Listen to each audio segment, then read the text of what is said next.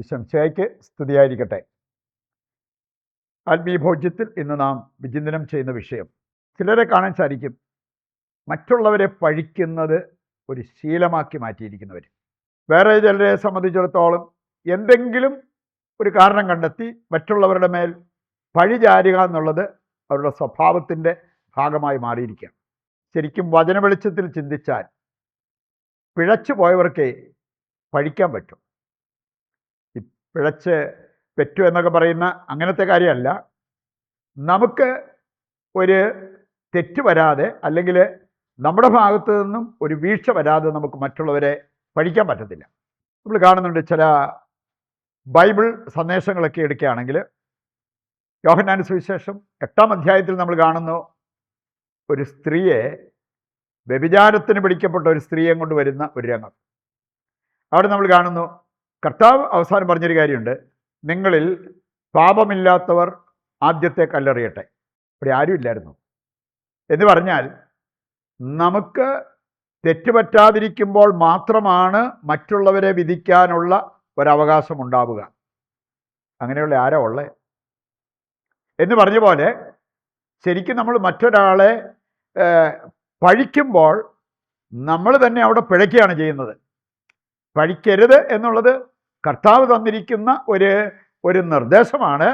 അത് ലംഘിച്ചുകൊണ്ടാണ് മറ്റുള്ളവരെ നമ്മൾ പഴിക്കുക. അതിങ്ങനെ സ്ഥിരമായിട്ട് നമ്മൾ ചെയ്യുന്ന ഒരു സ്വഭാവ രീതിയാണെങ്കിലോ എത്ര ഗൗരവമുള്ള ഒരു പാപമാണ് എന്ന് നമുക്ക് കണ്ടെത്താൻ പറ്റും. ഞാനിത് പറയാൻ കാരണം, ഒരു ദമ്പതിമാർ, ആ സ്ത്രീ പറഞ്ഞൊരു കാര്യം, എൻ്റെ ഭർത്താവിന് നിരന്തരം എന്നെ പഴിക്കാനേ നേരമുള്ളൂ, ഏത് കാര്യത്തിനും എന്നെ പഴിക്കും. ഇനി ചിലപ്പോൾ പറയും മക്കൾ എന്തെങ്കിലും തെറ്റ് കാണിച്ചു കഴിഞ്ഞാൽ അതൊക്കെ വളർത്തു ദോഷം. അങ്ങനെ ഏത് കാര്യത്തിനും എന്നെ പഴിച്ച് സംസാരിച്ചുകൊണ്ടിരിക്കും. അവസാനം ഗതി കെട്ടപ്പം ഒരു പ്രാവശ്യം ഞാൻ തിരിച്ചങ്ങോട്ട് പറഞ്ഞു. ഈ വളർത്തു ദോഷം എന്ന് പറഞ്ഞപ്പോൾ ഞാൻ തിരിച്ചു പറഞ്ഞൊരു കാര്യം, അതേ വേറൊരു ചൊല്ലൂടിയുണ്ട്, 10 ഗുണം 10 ഗുണം എന്ന് പറഞ്ഞാൽ, പിള്ളേരങ്ങനെ ദുസ്വഭാവങ്ങൾ കാണിക്കുന്നുണ്ടെങ്കിൽ അതിൻ്റെ പിന്നിൽ ഈ പിള്ളേരുടെ അപ്പനും ഒരു ഉത്തരവാദിത്വമില്ലേ എന്നുള്ള രീതിയിൽ അവർ സംസാരിച്ചു. ഭാര്യയാണേലും ഭർത്താവാണേലും മറ്റുള്ളവരെ പഴിക്കരുത് എന്നുള്ളത് കർത്താവ് വചനത്തിൽ നമുക്ക് നൽകിയിരിക്കുന്ന ഒരു സന്ദേശമാണ്. ആ ഒരു മാർഗത്തിൽ നിന്നും പിഴയ്ക്കുമ്പോഴാണ് മറ്റുള്ളവരെ നമ്മൾ പഴിക്കുന്നവരായിട്ട് മാറുക. നമുക്ക് ഏതാനും കാര്യങ്ങൾ ഇതിൻ്റെ വെളിച്ചത്തിലൊന്ന് മനസ്സിലാക്കാനായിട്ട് പരിശ്രമിക്കാം. ആദ്യമായിട്ട് തന്നെ നമ്മൾ തിരിച്ചറിയേണ്ട ഒരു കാര്യം, അംഗീകരിക്കേണ്ട ഒരു കാര്യം, പണ്ട് മുതലേ തുടങ്ങിയൊരു കാര്യമാണ് മറ്റുള്ളവരെ പഴിക്കുക, മറ്റുള്ളവരുടെ മേൽ പഴി ചാരുക. ഇത് കാണാൻ ബൈബിളിൻ്റെ ആദ്യത്തെ ഒരു പുസ്തകം എടുത്താൽ മതി. ഉൽപ്പത്തി പുസ്തകം 3-ാം അധ്യായത്തിലൂടെ കടന്നു പോകുമ്പോൾ അവിടെ നമ്മൾ കാണുന്നത് എന്താ? ആദം ഹവ്വായെ പഴിക്കുന്നു, ഹവ്വ സർപ്പത്തെ പഴിക്കുന്നു. പക്ഷെ ഇതൊന്നും ഒരു ന്യായീകരണമായിട്ട് ദൈവം അംഗീകരിച്ചുമില്ല. ദൈവം പറഞ്ഞൊരു കാര്യം, ഞാൻ അരുതെന്ന് പറഞ്ഞത് ഒരു സ്ത്രീയുടെ വാക്ക് കേട്ട്, അല്ലെ ഒരു സർപ്പത്തിൻ്റെ പ്രേരണയ്ക്ക് വഴങ്ങി നീ ചെയ്തത് കൊണ്ട് നീ അതിനുള്ള ശിക്ഷ അനുഭവിക്കണം. അതുകൊണ്ടാണ് ഞാൻ പറഞ്ഞത്, ഇതൊന്നും ഒരു ന്യായീകരണമായിട്ട് അവൾ കാരണമാണ്, സർപ്പം കാരണമാണ് ഇങ്ങനെയൊക്കെ സംഭവിച്ചത് എന്ന് പറഞ്ഞെങ്കിലും ഒരു ന്യായീകരണമായിട്ട് ദൈവം അംഗീകരിച്ചില്ല. അവിടെ നമുക്ക് ആവശ്യം ന്യായീകരണത്തെക്കാൾ അനുതാപമോ, അനുസരണക്കേട് കാണിച്ചോ അനുദപിച്ച് ദൈവത്തിൻ്റെ പക്കലേക്ക് തിരിയുക എന്നുള്ളതാണ് നമുക്ക് ഏറ്റവും ആവശ്യമായിട്ടുള്ള ഒരു കാര്യം. രണ്ടാമതായിട്ട് നമ്മൾ ചിന്തിക്കുന്നത്, വേണമെങ്കിൽ നമുക്ക് പഴിക്കാതിരിക്കാൻ പറ്റും. മറ്റുള്ളവരെ നിരന്തരമായിട്ട് പഴിക്കുന്ന, അല്ലെങ്കിൽ ഏതെങ്കിലും കാര്യത്തിൽ പഴിക്കുന്ന ഒരവസ്ഥ വേണമെങ്കിൽ നമുക്ക് ഒഴിവാക്കാൻ പറ്റും. ജോബിന് ദൈവത്തെ പഴിക്കാൻ ഒരുപാട് കാരണങ്ങളുണ്ടായിരുന്നു. കാരണം ജോബിനെ കുറിച്ച് പറഞ്ഞിരിക്കുന്നത് അവനെ പോലെ സത്യസന്ധനും നിഷ്കളങ്കനും ദൈവത്തെ ഭയക്കുന്നവനും മനുഷ്യരെ സ്നേഹിക്കുന്നവനും തിന്മയെ ദ്വേഷിക്കുന്നവനുമായിട്ട് ആരുണ്ട്? ഇത്രയും നല്ലൊരു മനുഷ്യനായിരുന്നു. എന്നിട്ട് നമ്മൾ കാണുകയാണ് അവൻ്റെ ജീവിതത്തിലേക്ക് വന്ന ദുരിതങ്ങൾ. അവന് 10 മക്കളെ നഷ്ടപ്പെട്ടു, 7000 ആട്, 3000 ഒട്ടകം, 500 ജോഡി കാള എല്ലാം നഷ്ടപ്പെട്ടു. ഇതെല്ലാം നഷ്ടപ്പെട്ടിട്ടും ഒരു കാര്യം നമ്മൾ കാണുകയാണ്, ഇതിൻ്റെ ഒന്നും പേരിൽ ജോബ് ദൈവത്തെ പഴിച്ചില്ല. ജോബിൻ്റെ പുസ്തകം 1-ാം അധ്യായം 22-ാമത്തെ വചനം നമ്മെ പഠിപ്പിക്കുന്നത് ആ ഒരു യാഥാർത്ഥ്യമാണ്. അതുകൊണ്ടാണ് ഞാൻ പറഞ്ഞത്, വേണമെങ്കിൽ നമുക്ക് പഴിക്കാതിരിക്കാൻ പറ്റും. അതിനുള്ള ശ്രദ്ധയെടുക്കാനും ആത്മീയ വളർച്ച പ്രാപിക്കാനും നമുക്ക് സാധിക്കുന്നുണ്ടെങ്കിൽ ദൈവത്തെയോ മനുഷ്യരെയോ പഴിക്കാതെ ജീവിതത്തിൽ മുമ്പോട്ട് പോകാൻ നമുക്ക് പറ്റും. പ്രഭാഷകൻ 4:30 വചനം നമ്മെ പഠിപ്പിക്കുന്ന ഒരു കാര്യം, കുറ്റം നോക്കി നടക്കുന്ന ആ ഒരു പ്രവണത ദൈവമക്കളായി നമുക്ക് യോജിച്ചതല്ല. കുറ്റം നോക്കി നടന്ന് എന്തെങ്കിലും കുറ്റം കണ്ടുപിടിച്ച് മറ്റുള്ളവരെ കുറ്റപ്പെടുത്തുക, പഴിക്കുക, അങ്ങനെയുള്ള ആ ഒരു പ്രവണത, അതാണ് പ്രഭാഷകൻ 4:30 വചനം വായിക്കുമ്പോൾ നമ്മൾ കാണുക. മൂന്നാമതായിട്ട് നമ്മൾ ചിന്തിക്കുന്നത്, പഴിക്കാൻ നമ്മൾ അവസരം കൊടുക്കാതിരിക്കുന്നത് വളരെ ഉചിതമാണ്. നമ്മളെ പഴിക്കാൻ മറ്റുള്ളവർക്ക് അവസരം കൊടുക്കാതിരിക്കാൻ നമ്മൾ പ്രത്യേകം ശ്രദ്ധിക്കണം. ഇനി അതെങ്ങനെ സാധിക്കും? നമ്മൾ കുറ്റമറ്റവരാണെങ്കിൽ മറ്റുള്ളവർക്ക് എങ്ങനെ നമ്മളെ പഴിക്കാൻ പറ്റും? ഇതാണ് പ്രഭാഷകൻ 31:24 വചനം നമ്മെ പഠിപ്പിക്കുക. ആഹാരം നൽകുമ്പോൾ പിശുക്ക് കാണിക്കുന്നവരെ ജനം പഴിക്കും.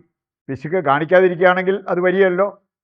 ഇതുപോലെ തന്നെ മറ്റേത് കാര്യത്തിലാണേലും നമ്മൾ തെറ്റുവരാതെ ശ്രദ്ധിക്കുകയാണെങ്കിൽ, കുറ്റക്കാരാകാതിരിക്കുകയാണെങ്കിൽ മറ്റുള്ളവർക്ക് നമ്മളെ പഴിക്കാനുള്ള അവസരം നമ്മൾ കൊടുക്കാതിരിക്കുന്നു. അത് വളരെ പ്രധാനപ്പെട്ട ഒരു കാര്യമാണ്. അവസാനമായിട്ട് നമ്മൾ ചിന്തിക്കുന്നത്, 3 കൂട്ടരാണ് സാധാരണ പഴിക്കാറുള്ളത്. ദൈവത്തെ ആണേലും മനുഷ്യരെ ആണേലും 3 കൂട്ടർ. ഏത് കൂട്ടരാണ് എന്ന് നമ്മൾ മനസ്സിലാക്കിയിരിക്കുന്നത് നല്ലതാണ്. അങ്ങനെയുള്ള ഗണത്തിൽ നമ്മൾ പെടാതിരിക്കുന്നതും നല്ലതാണ്. ഒന്നാമത്തേത് പിഴച്ചു പോകുന്നവർ. ഉൽപ്പത്തി 3-ാം അധ്യായത്തിൽ നമ്മൾ കണ്ടു എന്താണ് ആദം ഹൗവ ദമ്പതിമാർക്ക് പറ്റിയത്. അവർക്ക് വഴി പിഴച്ചു. ദൈവം അരുതെന്ന് പറഞ്ഞത് അവർ ചെയ്തു. അതിൻ്റെ സൽഫലമായിട്ട് പിന്നീട് വന്നതാണ് പരസ്പരം പഴിച്ചുകൊണ്ടിരിക്കുന്ന ആ ഒരവസ്ഥ. രണ്ടാമതൊരു കൂട്ടരുണ്ട്, പിശാചിന് ഇടം കൊടുത്തവർ. പിശാചിന് ഇടം കൊടുക്കരുത് എന്ന് ദൈവവചനം പഠിപ്പിക്കുന്നുണ്ട്. എഫേസ്യസ് 4:27 അവിടെ പറഞ്ഞിരിക്കുന്നത്, സാത്താന് നിങ്ങൾ ഇടം കൊടുക്കരുത്.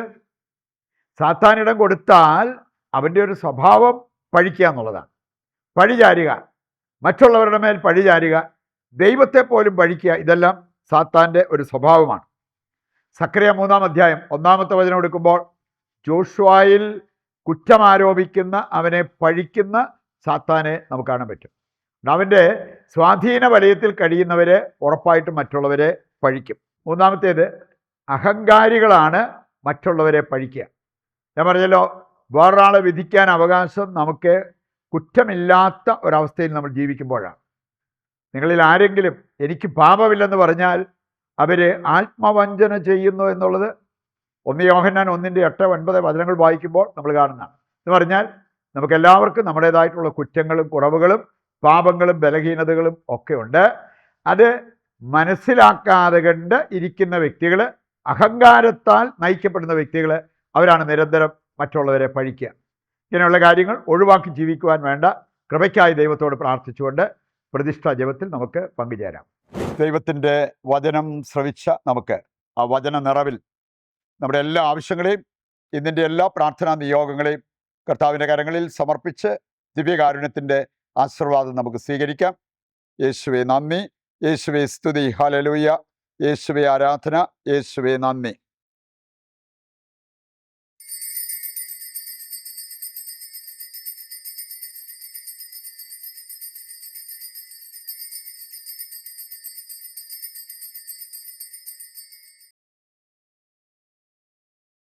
പരിശുദ്ധ പരമ ദിവ്യകാരുണ്യത്തിന് എന്നേരവും ആരാധനയും സ്തുതിയും പുകഴ്ചയും ഉണ്ടായിരിക്കട്ടെ. നാളെ മറ്റൊരു എപ്പിസോഡുമായി വീണ്ടും നമുക്ക് ഒന്നിക്കാം. ദൈവം നിങ്ങളെ സമർത്ഥമായി അനുഗ്രഹിക്കട്ടെ.